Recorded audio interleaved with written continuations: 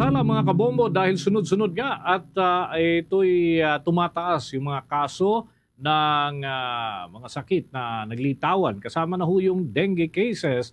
Ito nga sa Metro Manila mga kabombo, may mga lugar na nagdeklara na ng outbreak kaugnay ng pagdami ng mga naitatalang kaso ng dengue at posible pa raw madagdagan yung mga lugar na deklarado na mayroong outbreak.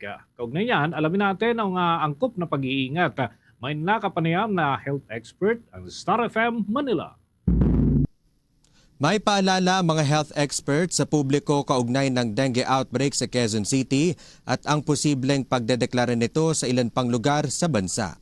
Noong Sabado nga ay idineklara ng Quezon City Local Government ang dengue outbreak dahil sa patuloy na pagtaas ng mga kaso ng sakit sa lungsod. Sa tala ng lokal na pamahalaan ng Quezon City, mula noong buwan ng Enero ngayong taon ay umabot na sa 10 ang namatay dahil sa dengue at 8 rito ay mga menor de edad.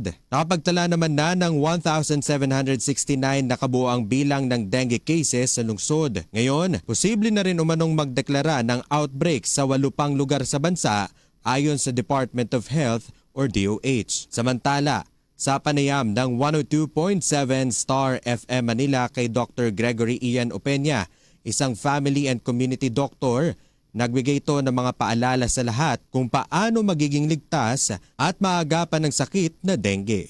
Alam ko naririnig din ninyo yung 4 o'clock habit na tinatawag. Ito yung kapag alas 4 ng hapon, lahat ng mga kasamahan natin, mga kapitbahay, mga kaibigan sa ating mga barangay, sabayang maglilinis, hahanapin yung kung saan mga nangingitlog ang mga lamok at pupuksain ito either by itatapon yung mga tubig na stagnant, yung mga nasa gulong, nasa florera, or kung kahit yung mga lata na nakakaimbak ng tubig. Para sa akin din naman, advice ko na lang din sa mga bata is make sure lang po na sila ay protected. Ibig sabihin kung natutulog sa gabi, gumamit ng kulambo, kung ano naman, kung available naman yung mga pinapahid na anti-mosquito na mga pang anti-mosquito na pinapahid, pwede rin namang gamitin yun. Pero as much as possible, pinakamaganda talaga dito yung lilinisin natin yung kapaligiran natin kasi doon natin masusugpo kung saan nagmumula ang mga lamok na nagiging sanhi ng pagkalat ng dengue.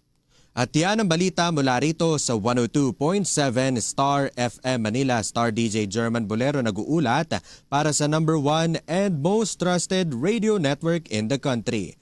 Bombo Radio Philippines sa Basta Radio. Bombo!